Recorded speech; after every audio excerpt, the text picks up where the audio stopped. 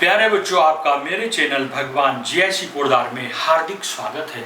आज हम जवाहर नवोदय विद्यालय प्रवेश परीक्षा के पिछले सालों के प्रश्नों को हल करेंगे। अंक गणित परीक्षण, प्रत्येक प्रश्न के लिए 4 संभावित उत्तर दिए गए हैं जिन्हें ए, बी, सी और डी के क्रम में दिया गया है। इनमें से केवल एक ही उत्तर सही है, वह आपने छांटना है। प्रश्न, एक साइकिल के पहिए में कुल 24 तीलियां हैं।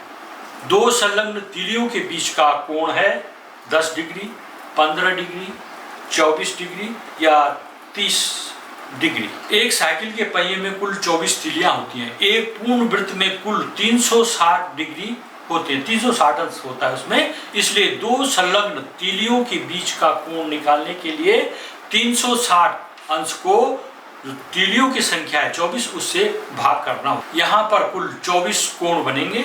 24 कोणों का मान है 360 डिग्री। हमें 2 तीलियों के बीच के बने कोण का मान ज्ञात करना है, तो एक एक नियम से इसको हल करेंगे। 24 कोणों का मान है 360 अंश। 2 संलग्न तीलियों के बीच के कोण का मान होगा 360 में 24 का भाग देंगे। इसको सरल करेंगे अंश तथा हर में 12 से भाग देने पर, तो 12 दूनी 24 और 12 दिया 36, 30/2 हो जाएगा। तो 2 से 30 में भाग दो। अगला प्रश्न है, पी, क्यू, आर और एस द्वारा हल किए गए प्रश्नों की संख्या को दंड ग्राफ द्वारा दर्शाया गया है। यहाँ पर एक दर्शाया गया है दंड ग्राफ द्वारा। उपयुक्त दंड ग्राफ से आपने ज्ञात करना है क्यू और आर ने मिलकर कितने प्रश्न पी और एस दोनों से मिलकर जो प्रश्न किए हैं उससे कितने अधिक किए हैं। विकल्प है 4, 2, 16, 12। क्यू ने किए 6 प्रश्न, आर ने किए 10 प्रश्न, दोनों ने मिलकर किए 6 और 10 16 प्रश्न हल। इसी तरह से पी ने किए 4 प्रश्न हल, एस ने किए 8 प्रश्न हल, दोनों ने कुल मिलाकर के 8-4 यानी 12 प्रश्न हल किए। अब प्रश्न है क्यू और आर ने मिलकर कितने प्रश्न पी और एस दोनों से अधिक हल किए, तो आंसर होगा 16 में से हमने 12 घटा देना 4। विकल्प ए सही है। प्रश्न, 6 बजे घंटे व मिनट की सुइयों के मध्य बना कोण क्या होता है? न्यून कोण, समकोण, अधिक कोण या सरल कोण। यहाँ पर ये बना रखिए घड़ी, ये एक सीधी रेखा में हो रही है, तो ये यहाँ पर क्या बनेगा? सरल कोण बनेगा। प्रश्न, निम्नलिखित आयतों में से किसका क्षेत्रफल सबसे अधिक है और कितना है? यहाँ पर ये 4 आयत बना रखे हैं। ए का दे रखा है 192 वर्ग सेंटीमीटर, बी 196 वर्ग सेंटीमीटर, सी में 212 और डी में 180 वर्ग सेंटीमीटर है। तो आपका आंसर क्या आएगा? यहाँ पर आंसर होगा विकल्प बी 196। प्रश्न, 33/40 में क्या घटाया जाए कि 11/40 प्राप्त हो? यहाँ पर 33/40 में से a/b माना हमने घटाया और बराबर हो जाता है 11/40। ये प्रश्न के अनुसार हमने इसको लिख दिया है। अब 33/40 के साथ जो 11/40 है बराबर के इधर, उसको पक्षांतर करके इस तरफ लाएंगे तो वो उसका चिन्ह बदल जाएगा, वो माइनस हो जाएगा। तो होगा 33/40 माइनस 11/40 बराबर a/b। ये माइनस था, इधर आके ये प्लस हो जाएगा। अब 40 को हमने यहाँ पर एलसीएम हो गया, यहाँ पर एलसीएम हो गया 40, ऊपर हो जाएगा 33 माइनस 11। 33 में से 11 घटाएंगे, 3 में से 1 गया 2, 3 में से 1 गया 2, 22/40 आएगा। a/b का मान क्या है? 22/40। अब इसको सरल करेंगे, इन दोनों में 2 का भाग जा रहा है, अंश में भी हर में भी, तो ये 2 का भाग 22 में देंगे 11 आता है, 2 का भाग 40 में देंगे 20 आता है। तो 11/20 इसका आंसर है, जो विकल्प ए में है। विकल्प ए सही है। एक दुकानदार 1 रुपये की 5 टॉफी की दर से खरीदता है तथा 1 रुपये की 4 टॉफी की दर से उसको बेचता है। 125 रुपये का लाभ कमाने के लिए वह कितनी टॉफी बेचता है? 1200, 1500, 2000 या 2500। दुकानदार 1 रुपये में 5 टॉफी खरीदता है, यानी एक टॉफी का लागत मूल्य 20 पैसे होगा।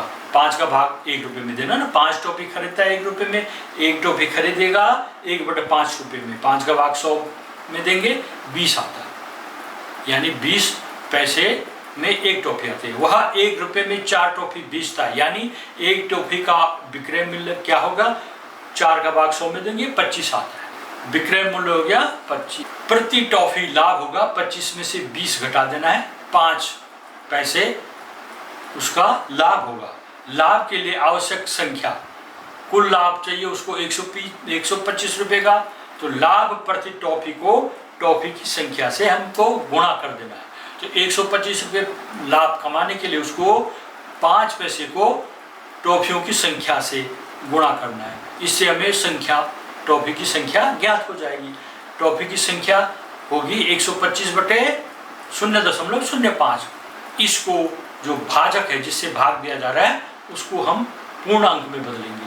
तो 100 से गुणा करना पड़ेगा, अंश में भी हर में। तो अंश में हो जाएगा 12,500 और हर में हो जाएगा 5। 5 का भाग 12,500 में देंगे तो 2500 आता है।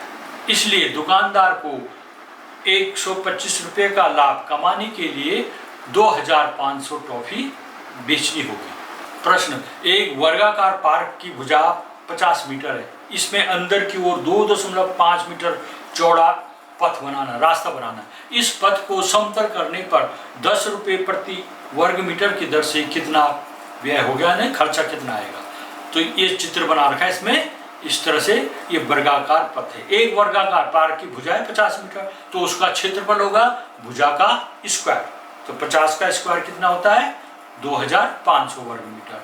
पार्क के अंदर की ओर 2.5 मीटर चौड़ा पथ का क्षेत्रफल निकालने के लिए पहले पथ के अंदर का बचा क्षेत्रफल निकालना होगा।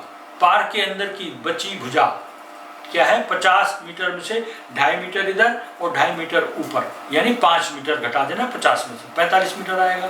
अब अंदर का क्षेत्रफल होगा 45 गुणा 45 होता है 2,025 वर्ग मीटर। फिर पथ का क्षेत्रफल निकालेंगे, कुल पार्क का बाहर का जो क्षेत्रफल था, अंदर वाले का क्षेत्रफल घटा देना है। 2500 में से 2,025 घटाएंगे, ये 475 वर्ग मीटर आता है।